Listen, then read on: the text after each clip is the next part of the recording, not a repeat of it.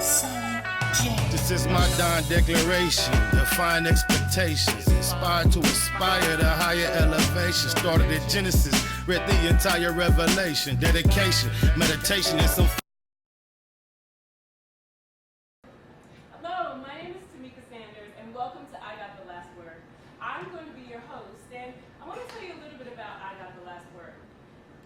This is a poetry contest in which you're going to see some contestants come up and actually compete. They're each going to have 5 minutes or less to perform a piece of their choice. They're going to be judged on the categories of believability, connection, drama, deliverance, and versatility. So let me introduce you to the judges.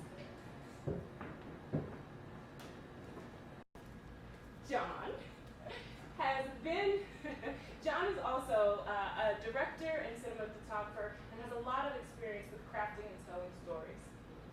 Dora has also been just very instrumental in music, and her 40 plus years of experience has shown her and given her the ability to really think about and unpack the written and spoken word.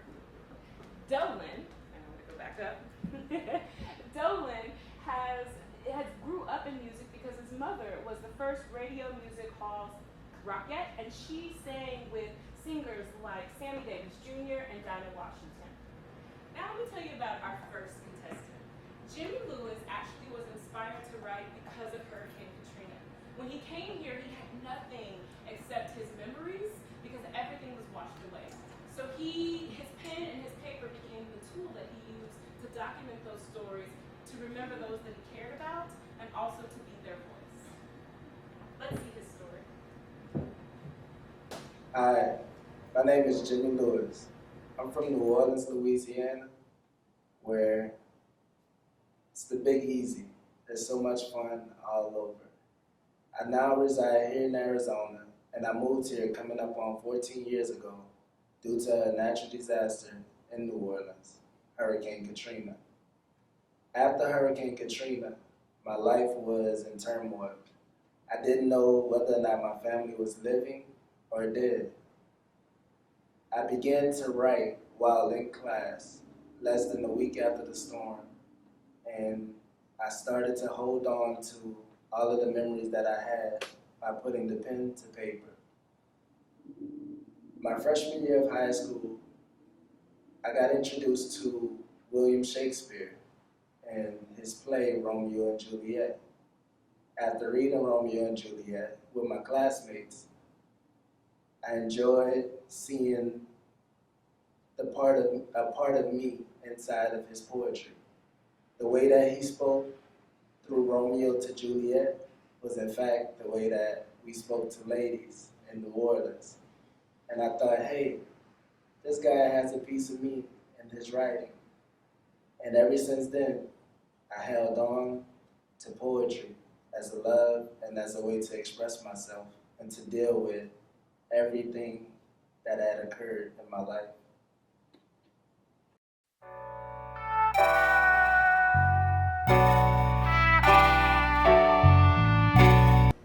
Now that we know a little bit about Jimmy, let's welcome him to the stage.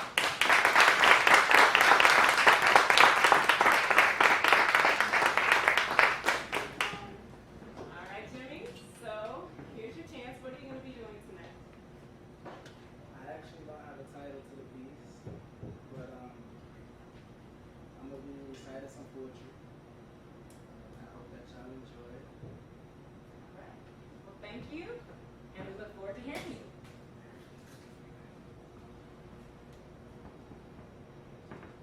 Swing low, sweet chariot, coming forth to carry me home. When I was born in the bricks. Wasn't born in the rich, however, there was never a time that I resorted to drugs to get a fix. Because my mama gave me love, gave me hugs, and showed me this. And this Bible tells the reason of why I exist. Still, every day I'm falling short. Some kind of sin I must commit, seemingly. Seems like I'm the bright side and there's some kind of dark demon in me. Just there for deeming me damn. Got me like damn. I thought that I wouldn't have to pray the same prayer, but this week I've done the same sin. And I'm praying to my God, my Father, my friend, and again for the same sin. It's hard to admit sometimes that Father God and I are kin, for I feel unholy when acting upon the wrong that rises within. Demanding my body to practice now that same old rugged sin. Got me talking to God humbly and a bit mumbly like, Father, I have walked around and around on this earth in circles, constantly falling and all short of my purpose. Your grace and mercy plentiful, yet sometimes I feel to not deserve you. Then you look out for me, give me food to eat and dessert too, only for me to feel as though I'm standing in the desert on top of water, so I purposely look away from you to desert you, hoping to sink a little bit farther so that I can quench my thirst and get a birth too. Falling into wet women, similar to the one that gave birth to you. I can't imagine how much I'm hurting you. Mistreating that of what you have stated to be a virtue, if man shall find, defined as woman. And let me tell you that myself is running parallel to myself with you. And the lines, they are yellow and dotted. Sometimes I feel as though I'm the man and I gotta get to. So I mash the gas, and when I crash, I cross the line hoping that you'll carry me too. Carry me to a place where it's just me and you. A place where hopefully I only hear a parable or two. Because I ain't ready. I ain't ready to experience what the songs say and chariots do. Thank you.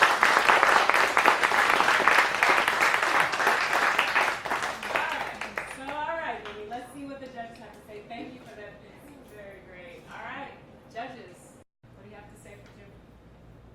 Jimmy, I think the first thing I would tell you you're nervous, obviously, and nerves are adrenaline. And adrenaline is something, if you can capture that, turn it back around, flip the script, so to speak, it's going to be in your power to do that. And your presentation, I thought the poem was beautiful. I'm very moved by it. This is the second time I've seen you now, and getting better and better each time I see you, so well done. Dora. Hi, Jimmy. Hello.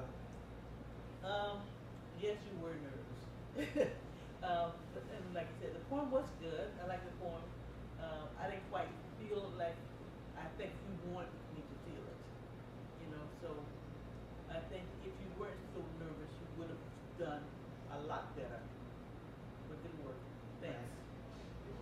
Hey Jimmy, I thought from the auditions you brought your volume up, you brought your power up, but you're still rocking back and forth and still don't seem to know what to do with your hands. And you can work on that a little bit. I think would help you out a lot. Right. And I thought your work, what you spoke, was way better than your audition. So good job. Thank you.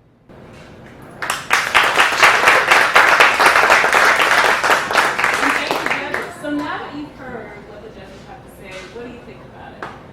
What do you think going forward that you'll try to do differently? I think I need to get the nerves out, learn how to move my hands a little better, and just grow from there. Just grow from the words and incorporate it all.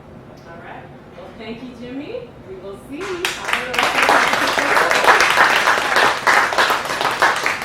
All right. So also, not only are you getting to see the contestants tonight, you as our audience members also have the chance to win $100. So make sure you hold on to your raffle tickets and you don't lose them, because that is also going to happen by the end of the night. We'll be pulling that number. So now I want to introduce you to our next contestant. Saku actually started writing because he was inspired by his grandmother. She wrote books and she read him books, and what he did to honor her is he started writing, and he was introduced to people like Langston Hughes and other greats, and started actually a bookstore of his own that he calls You Got That Right Bookstore, and named it after his grandmother. So let's show you Saku's story. Peace. My name is Almighty Saku. I'm originally from Champaign-Urbana, Illinois. Born and raised there. I'm not originally from Arizona, Phoenix, Arizona, that is, but I was brought here by my significant other. We've been out here for about 11 years, so it's been nice. The weather, anyway. I started doing poetry when I was started writing poetry when I had to say about 11. My grandmother introduced me to a lot of reading. Introduced me to Langston Hughes. Man, Child in the Promised Land is one of my favorite books, so that allowed me to explore my writing and to be a little bit more creative. Never got into novel writing or nothing, but it was all about the poetry and the expression and the rhyme. Just been doing it off and on. I write almost twice a week, constantly. You know, I notebooks. I have notebooks.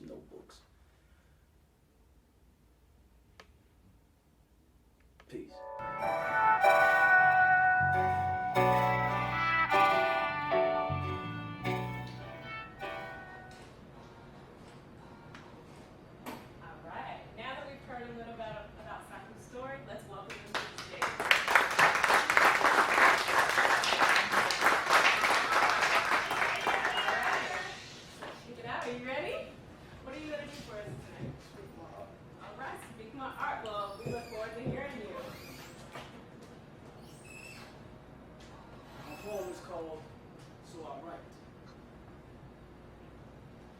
So I write because the pen stroke has a soothing effect on my emotion.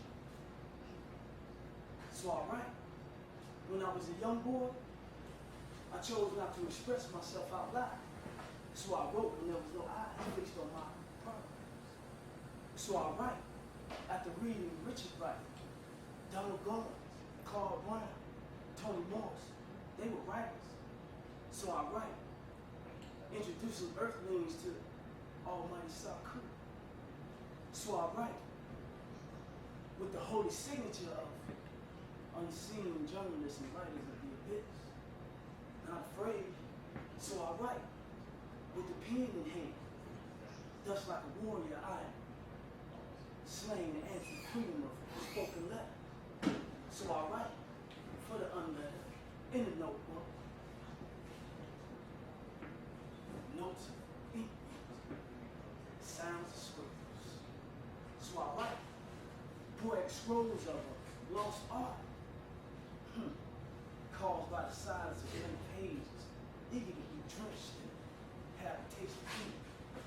So I write, not knowing when to stop. So I write, not wanting to ever disunite the pen from the paper. It's a great marriage. So I write, from just knowing the beauty and the wisdom and the honorable things that's on the sheet, the words. So I write. The world truly is the well-written Saku. So I write, so you can read. So I write, so you can write. So write. Peace. All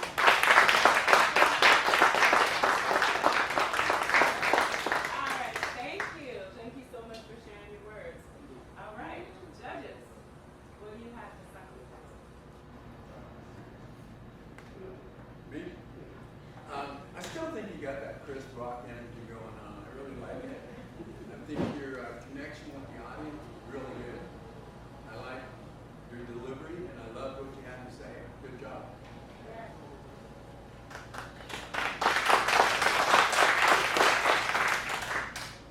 I enjoyed it.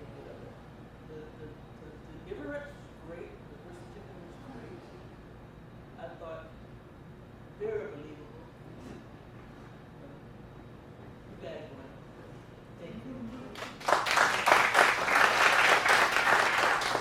First of all, loving Dave. I think loving Dave.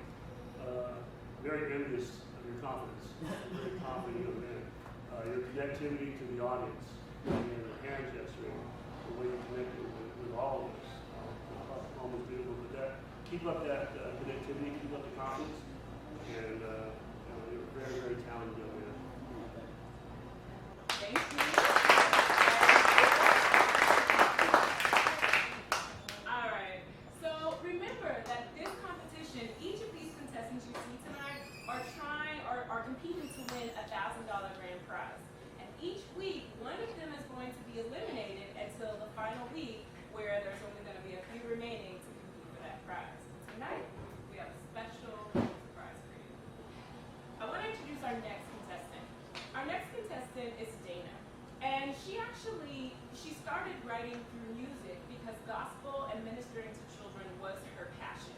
Because she chose music and poetry because she said music is the medicine to our souls. And music is something easily that children can connect to and pass on. And so she chooses to use song in her writing to just make it that much more powerful. So let's hear Dana's story. My name is Dana Burns, born and raised here in Phoenix, Arizona. Come from a neighborhood in South Phoenix called Broadway, just a few minutes away from where you all came today. Impoverished growing up, went to Palmdale Elementary, South Mountain Community College, Camelback High School. Wanted to do something different. The way I became or acclimated to writing was through Snoop Dogg. 1992 is when I was graduating from high school, and that's when he came out. And his freestyle and his flow really made me want to write. Then as I continued on in life, there was an American poet by the name of Dr. Maya Angelou, and her speaking skills and the way she enunciated her words were just helped me even the more. So then there became a point in a time in my life where I was married and was in an abusive relationship, and the healing process I fell back on to writing, and from there my life has been a story through my writings. Growing up with a single mom raising 8 of us, me being the first one to go on to excel in higher education. I have a master's in human relations. I love people, so the study of various personalities helps me to cope with everyone that I encounter. I include that in my writings, and writing is freedom to me. It helps energize me. It makes me feel real natural when I'm able to just flow and tell my story, and that's how I'm able to free myself from anything that I may be going through. I thank God that He's blessed me to be able to raise a child who wasn't biologically mine, but by His blood she's mine, and to keep her and teach her how to be a woman and just love people. That's amazing, which in turn inspired me to go out and build my own foundation called A Permanent Voice to help children to release their feelings and their love and whatever pains they may be going through, but release it through writing, and it'll help free them and help heal them. So that's who I am.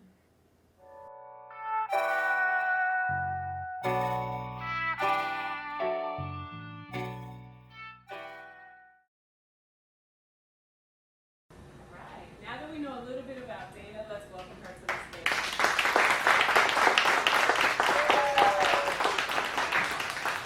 Hello, Dana. How are you feeling tonight? I'm ready, Oh, baby. I see it. I love the energy already. So you talked a lot about how music and words were very much a part of your life. How did it shape you in a way from where you think you might have gone without it? Without music, without writing, I probably wouldn't be here today. So music is universal. universal. Music is medicine. Music makes you feel real good. Sunshine, radiant, the beam. Makes it just make you feel good. All right, and are you going to give us a little bit of that Just a little today? bit. All right. Well, get ready, and we look forward to hearing you. Thank you. Ring around the rosy, a pocket full of posies. Ashes, ashes, we all rise. My kings and queens, to become leaders of great nations. Rise and get away from all this injustice and discrimination. Step away from white don't like black and black don't like white. We're all created in his image. There's no respect of person in his sight. Rise and allow that heart to pump and bump and flow and grow. Meet and greet with love and positivity. That's the way it should be. Naturally. Woo! Remember, we are his creativity. Enter into his kingdom and connect with your inner G-O-D. That feels real good to me. Woo! Now rise, my kings and queens, and put on your full armor and adjust your crowns so when we have to ring back around that rosy, we won't fall down. Rise. Thank you.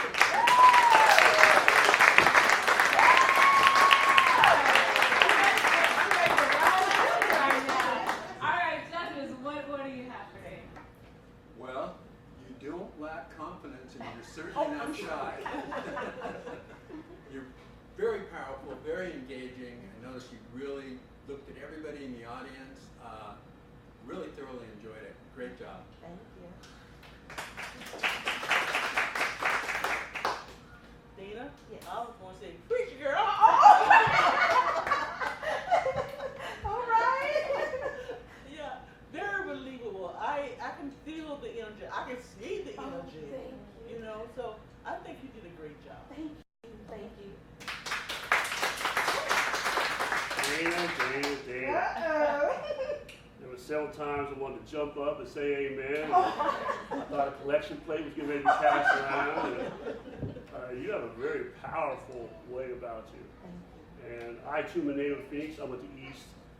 We used to kill y'all in basketball every year. But I just want to say I'm just so moved by you. And again, every time I see you, you seem to get stronger and better each time. So Thank well done. you. Thank you. Seems like the judges really loved your performance tonight, so good luck. Thank you.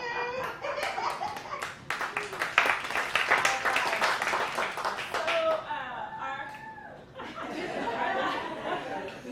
the energy is electric, right? She cannot walk on the stage without you feeling it, and she gave it all to us, and that's what this is about, right? You don't want to be here if you don't have that energy and that excitement and that enthusiasm. So that's what you get. So again, remember, audiences, keep your ticket because we will be going through that. So I want to introduce to you our last contestant of the night, and her name is Teresa Lovely. And one of the things that inspires her about writing and poetry is she is now a mother to a young daughter. And one of the things that she said is that she always wants her daughter to feel like she can express herself freely in whatever environment she is in, especially knowing that she's a Black woman. And so let's hear Teresa Lovely. Hello, my name is Teresa Lovely. I am a poet, and I also like to consider myself a vibrational artist. I've been doing poetry since I was about 4 years old, and I've been writing more consistently on and off, I would say, in the last couple of years. Been doing a lot of spoken word and really trying to find different ways to express whatever is going on in my head. My background has been really something that has been the way that I define myself as a person. My family is from the Democratic Republic of the Congo. My mother came out here with my father in 1989 in Los Angeles, California, and I was raised in a way where African culture was our core. And then American culture was kind of something that was what we got outside of the home. English being maybe our second language, we spoke Lingala, we spoke Swahili, we spoke Chiluba, and French as well, because our country was colonized by the French. So with all these languages speaking in the same household, sometimes things can be misconstrued, or there can be different ways things can be misinterpreted. And all I really wanted to grow when I was growing up was to be understood. And as I got older, I realized that it wasn't so much about being understood, but about understanding who I am as a person. And so whenever I picked up a pencil and put it down to that notebook, or in today's time, picked up my phone and started going on those notes, it was just a way to figure out how I can get all the thoughts in my head that's in French, that's in Lingala, that's also in just my own way, a piece of me, a piece of my own heart's language. That's the way that I've used to project. That's the way that I've used to connect with people when I do these performances. What really has been an important thing for me has been just the growth in the whole process, because I've sang at church, I've sang in front of large audiences, but I've never used my voice with intention. And how can I explain? Using my voice with intention, it means it's like using my art to reach people. It's using what gift I was given to make a change, to make an impact, to make a difference. And once I made it not so much about myself at this point in my life is when it started to really get fun. And that's what keeps me going. That's what keeps me going.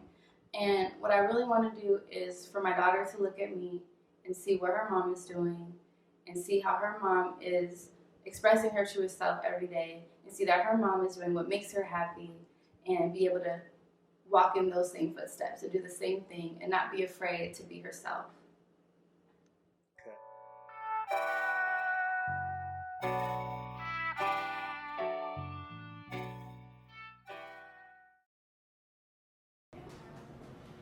All right, now that we know a little bit about Teresa Lovely's story, let's welcome her to the stage.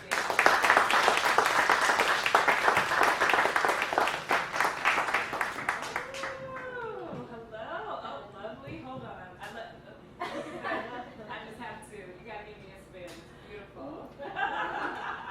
Thank you.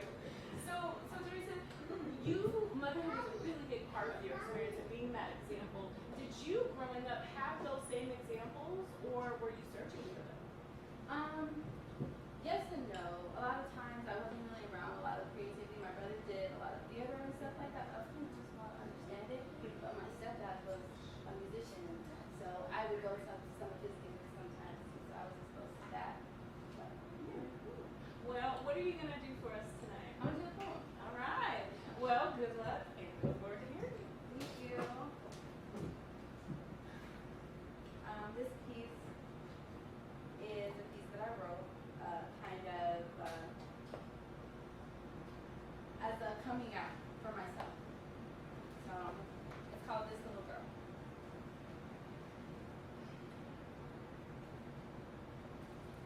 A little girl sits in a room full of loud speaking dialects of French colonization and broken English. Stories of past and present told over a spread of meat and stew as the hands of the village people gather every drop of gossip caught between the teeth of all who share this plate of African culture. This little girl, mind expanding like a sponge under a stream of running water, only to be compressed, drained of every imagination of being anything in this world other than what her parents aspired for her to be. She carries on. And like a mute in a deaf world, she longs to speak her truth. But no one can listen if they try. No one can hear nor understand her cries, for they are in a foreign tongue. Lost in translation when Mwana Nangae, Ganga Munoko Nayo means écoutez-moi. Mais ferme ta bouche parce que qu'est-ce que tu sais means Children are meant to be seen and not heard. This little girl, swallowing her words in 3 different languages, only to find that the taste of irrational insecurities are far more bitter than the fear of being misunderstood. She is learning that it's only her fears that hold her back, choke her up, blocking her airway like a fistful of tears as she fights with every breath to swallow her pride or lack thereof, for the fear of being judged by who? She is learning that it's only her fears that hold her back, choke her up, blocking her airway like a fistful of tears as she fights with every breath to swallow her pride or lack thereof, for the fear of being judged by who? She understands that words are not the enemy, fearlessly fighting with her unrelenting will to express her truest self, never being silenced by unworthy opinions,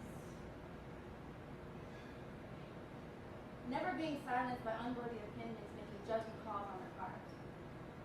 Knowing that it's her heart that can move mountains, know her voice that can move mountains, so watch her as she penetrates through peaks and valleys of people speaking only her truth. Let me tell you about this little girl. And that's it.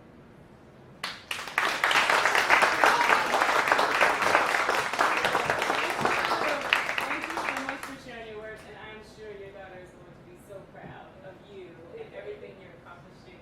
So let's see what the judges have to say. Love your presentation. You seem very, very emotionally connected to what you were saying. You seem to reach out and grab all of us in the audience, and great job.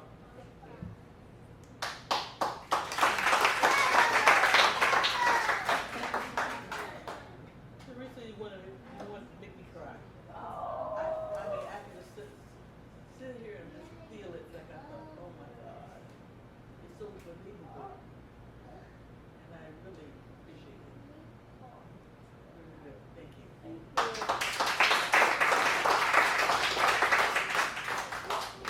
Teresa, that was absolutely beautiful. The fact that you were able to bring all this cultural diversity with a very cultural diverse audience in the judging panel. The language was beautiful. The poem, to me, it was the most moving poem and rendition I've been a part of this evening. So I want to say thank you. Thank you so much. You definitely stole the judges' hearts tonight, so good luck and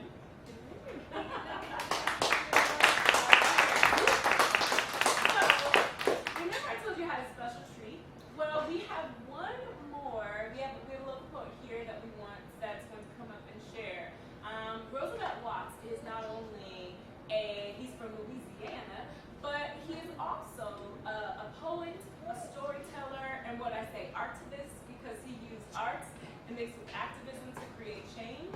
And he's going to show and share his story with us tonight. So please welcome Roosevelt.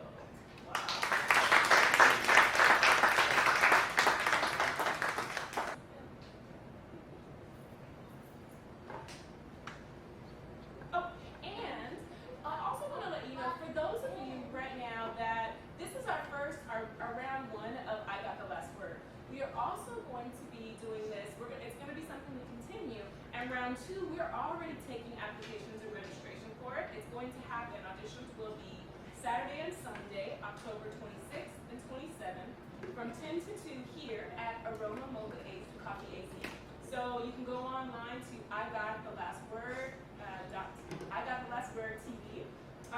TV, and you can actually look up the applications and register online. And if you don't do that, that's fine. You can still come that day and register with us. But that is the second part, and not only that, this round is $1,000, but the second part is going to be $2,000. So we're up in the stakes and we're up the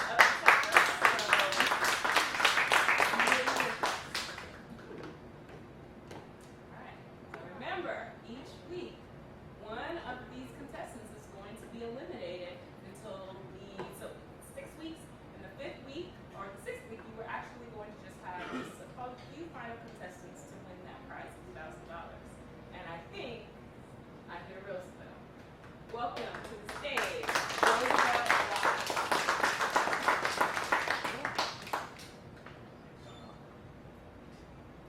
All right. Hey, Roosevelt. What's happening, y'all? My co-host in crime.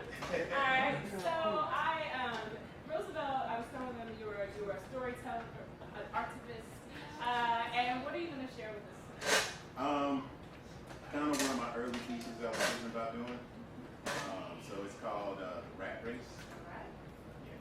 All right. Well, enjoy. I'll let you get to it. Woo. Y'all been enjoying the poetry so far? Yeah.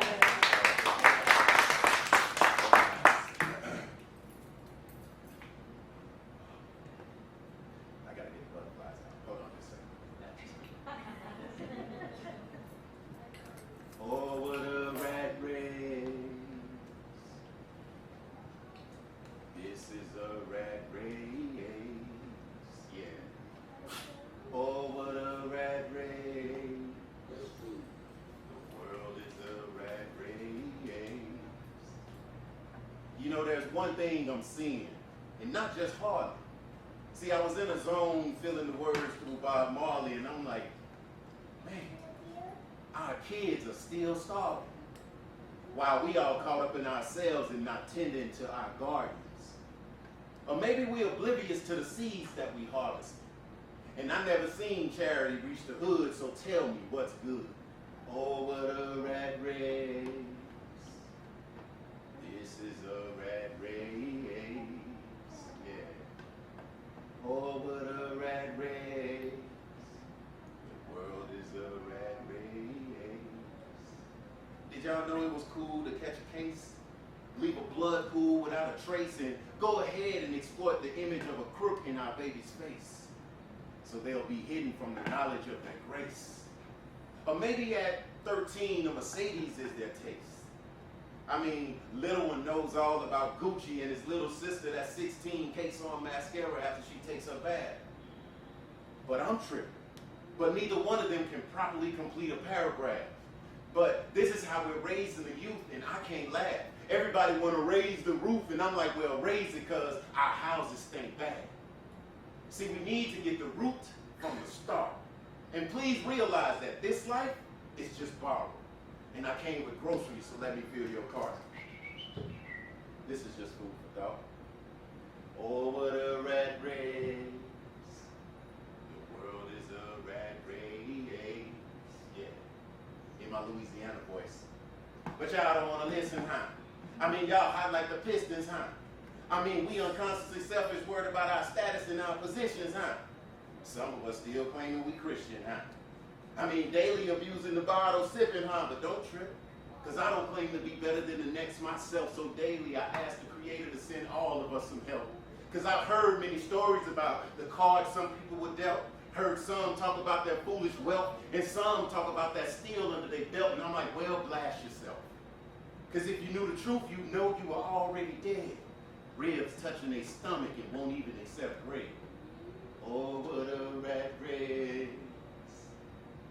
This is a rat race. Yeah. Thank you.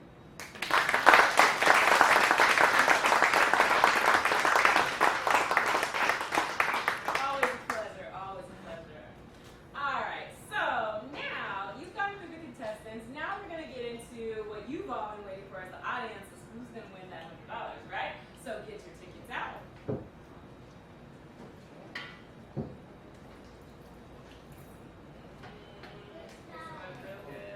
All right. Todd M. Lewis, come up, come on up.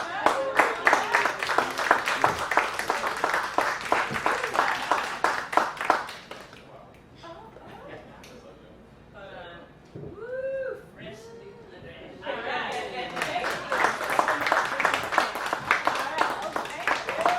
All right. So now that I've given you all a gift, we also have talked with the judges, and we've actually decided that tonight we're not going to eliminate anyone. So right now, all of our contestants that you've seen tonight are safe for now. But the scores that our judges have given them tonight are still going to follow them next week. And next Saturday when you join us here, September 14th, 7 to 9, same time, same place. And those scores are then going to be added with whatever they perform that week to decide who will be eliminated. So again, I hope you enjoyed our show tonight. I hope to see you again, and I hope you follow us on www.igotTheLastWord.tv. And until then, I got the last word. Good night.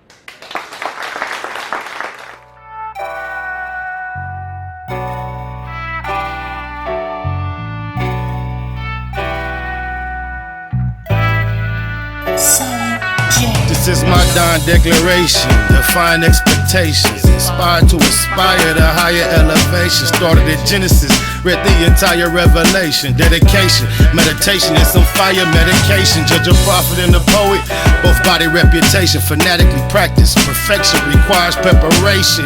I go hard, like this could be the last chance.